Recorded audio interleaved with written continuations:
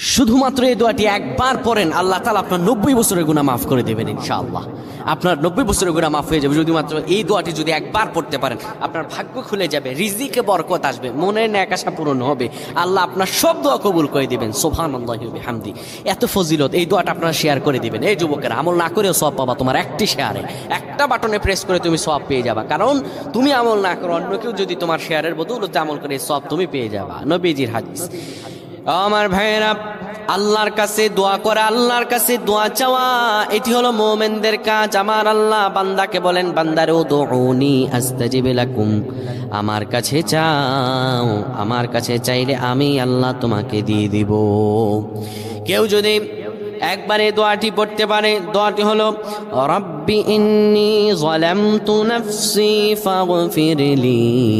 কেউ যদি এই দোয়াটা একবার পড়তে পারে, আমার আল্লাহ তাআলা তার 90